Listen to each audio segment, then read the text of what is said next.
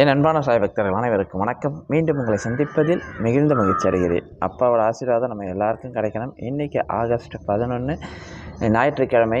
நம்மளுடைய இந்த நாள் இனிய நாளாக இருக்கணும்னு சொல்லி அப்பா கிட்ட பிரார்த்தனை பண்ணிக்கலாம் சாராம். பொதுவாகவே நிறைய பேருக்கு ஒரு சின்ன சந்தேகம் வந்து இருக்குது. சாயண்ணா, பாபாவை கும்பிட்டா நமக்கு நன்மை கிடைக்குமா? பாபா கடவுளா? பாபா குருவா? இந்த சந்தேகங்கள் எப்பயுமே வந்துக்கினே இருக்கும். பாபா கும்பிட்றோம் சாயண்ணா, எனக்கு நல்லது நடக்குமா சாயண்ணான்னு தான் கேட்குறாங்க. ஆனால் பாபாவை வணங்கினால், முழு பக்தியோடு வணங்கினால் கண்டிப்பாக உங்களுடைய வாழ்க்கையை மாற்றி காட்டுவார். அதில் நான் 100% நம்பிக்கையாக இருக்கேன். உங்கள் வாழ்க்கை தரம் இப்போ இருக்கிறத விட அதிகமாகும், குறையாது எப்பயுமே. ஆனால் அவர் எதிர்பார்க்கறது எல்லாருக்குமே அந்த தரத்தை உடனே கொடுத்துட மாட்டார். நாம் அவர் மேலே எவ்வளோ நம்பிக்கை வைக்கிறோமோ அதை பொறுத்து தான் நம்மளுடைய வாழ்க்கை தரம் கண்டிப்பாக மாறும். நாம் அதுக்கு ஒன்றுமே செய்ய வேண்டாம். அவருக்கு பாபாவுக்கு காலையிலும் ஈவினிங்கும் அவர் நம்மளால் முடிஞ்சது அவர் பாதத்தை இருக்க பிடிச்சு கொள்வது மட்டும்தான் நமக்கு மிகப்பெரிய வழி. அதை முயற்சி பண்ணி பாருங்கள். அப்படி பாபாவோட வாழ்க்கையை இருக்க பிடிச்சு கொண்டு ஒரு சாய் சகோதரி தன் வாழ்க்கையில் ஏற்பட்ட அனுபவங்களை சொல்கிறாங்க. கண்டிப்பாக அந்த சகோதரி சொல்கிறது 100க்கு 100 உண்மை. நீங்கள் கேளுங்க அந்த ஆடியோவை. தான் வாழ்க்கையில் ஏற்பட்ட அனுபவங்கள் உங்கள் வாழ்க்கையில் இதை விட சிறப்பான அனுபவங்கள் ஏற்படும் என்ற நம்பிக்கை எனக்கு இருக்கிறது.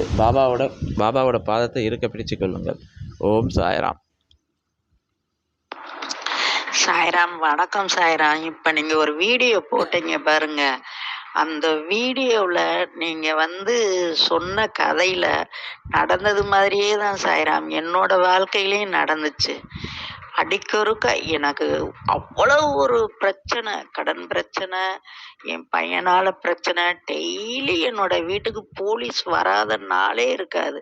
ஆனால் என் பிள்ளை எந்த தவறு செய்யாமல் ஒரு புரோக்கர் வேலையை பார்த்து அதில் போய் தான் என் பிள்ளை ஒவ்வொரு இதுலேயும் மாட்டி மாட்டி காசு பணத்தோடு இருந்து எல்லா காசும் நான் கரைச்சிட்டு கடைசியில் தற்கொலை பண்ணிக்கிருவோம். என் மருமக, எனக்கு பேரம்பேத்தி 4 பேர். என் மருமக சொல்லுவா, அத்தை பேசாமல் நம்ம ஏதாவது சாப்பிட்டுட்டு கூட செத்துருவோம் அத்தை, எதுக்குத்த நம்ம வாழணும் அப்படின்ற ஒரு சூழ்நிலைக்கெல்லாம் வரையிலே துவாரகமாய் அப்பா போட்டா ஒன்று வச்சிருக்கேன்.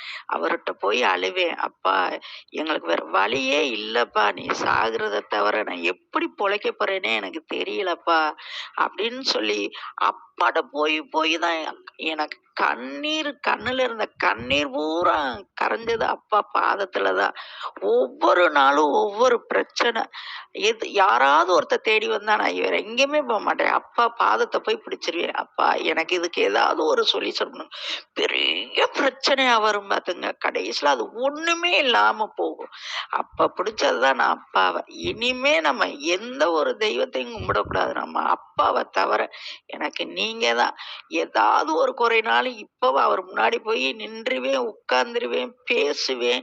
இப்படி இது பண்ணி நிறைய வட்டம் மருந்தெல்லாம் எடுத்துட்டோம். அப்புறமும் என் பேரன் சொன்னா, எதுக்கு பார்த்தா சாகணும், நம்ம வாழ்ந்து காட்டணும் பார்த்தா அப்படின்னு சொன்னேன். ஏன்னா அவ்வளவு பிரச்சனை, தாங்க முடியாத பிரச்சனை. ஆனா பாருங்க, ஒரு வருஷத்துல அந்த பிரச்சனை எப்படி மாறுச்சுன்னு இப்ப நினைச்சா கூட எனக்குலாம் அது அதிசயமா இருக்கு பாத்துங்க. அந்த அளவுக்கு பிரச்சனை இருந்துச்சு. நான் உங்கள்கிட்ட கூட ஒரு வட்டம் என் பையனோட பேரு வயசு சொல்லி இப்படி போலீஸுல அப்படி மாட்டிட்டு இருக்க அப்படின்னு கூட பிரார்த்தனை வைங்கன்னு கூட ஃபர்ஸ்ட் உங்கள்கிட்ட அப்பதான் நான் பேசவே ஆரம்பிச்சேன் பாத்துங்க.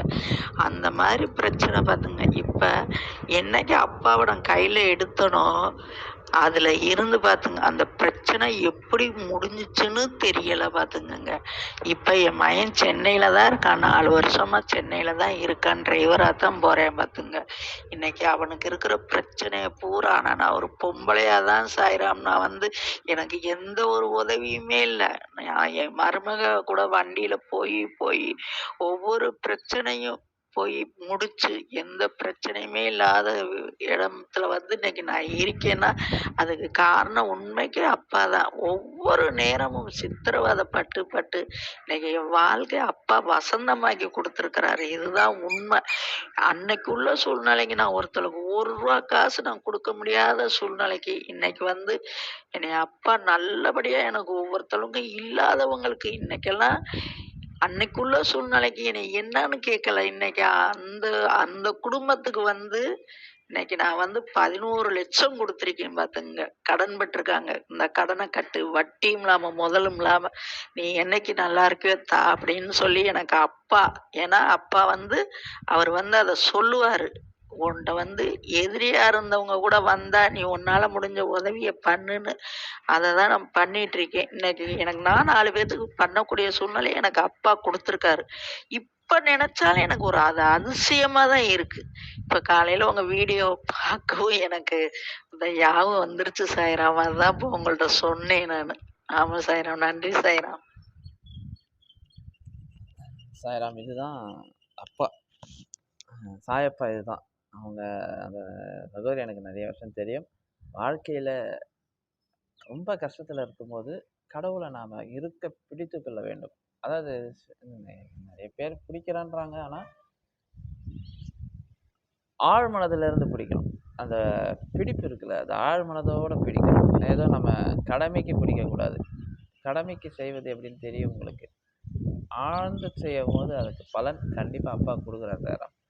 நான் இந்த ஒரு சகோதரி சொல்ல, நெறைய சகோதரி எனக்கு நெறைய விஷயத்த சொல்லியிருக்கிறாங்க. நெறைய மெசேஜ் எனக்கு. நீங்க பார்த்தீங்கன்னா தெரியும். அவ்வளோ மெசேஜ். நேத்து மட்டும் கிட்டத்தட்ட எனக்கு ஒரு 6 கல்யாண பத்திரிக்கை மேல வந்துருச்சு நம்ம துவாரகமாய்க்கு. நான் சென்னையில இருந்து நம்ம பிரார்த்தனை மையத்துக்கு வந்திருக்கோம். இப்ப துவாரகமாய்க்கு வந்ததுக்கு காரணம் என்னன்னா, எல்லாருக்கும் திருமணம் தடை. ஏதோ ஒரு பிரச்சனையில தடையா இருந்தது. அப்ப பாபா கிட்ட மன்றாடி வேண்டி, "சாயப்பா இந்த திருமணம்லாம் நல்லபடியா நடக்கணும். நீங்க இவங்களுக்கு ஒரு வாழ்க்கைய அமைச்சு குடுக்கணும்னு" பிரார்த்தனை பண்ணதுனால அவங்க எதிர்பார்க்காத இடத்துல இருந்து நல்ல மாப்பிள்ளையோ, ஒருத்தருக்கு நல்ல மாப்பிள்ளை கிடைச்சிருக்கு, ஒருத்தருக்கு நல்ல மருமக கிடைச்சிருக்கிறாங்க. இப்படி வந்து சொல்லும்போது வாழ்க்கையில அவ்வளோ சந்தோஷமா இருக்கு. அப்பாவ நாம இருக்க பிடிச்சு கொண்டால் சாய்பாபா ஒருபோதும் நம்மளை கைவிட மாட்டார். இது சத்தியமான வார்த்தை. நீங்களும் அப்பாவோட பாதத்தை இருக்க பிடிச்சு கொள்ளுங்கள். உண்மையான அன்போடு, அதையும் நான் தெளிவா சொல்றேன். உண்மையான அன்போடும், நம்பிக்கையோடும், பொறுமையோடும் பிடிச்சு கொண்டால் உங்க பிரார்த்தனைகளும் நிறைவேறும். ஓம் சாய்ராம், ஓம் சாய்ராம், ஓம்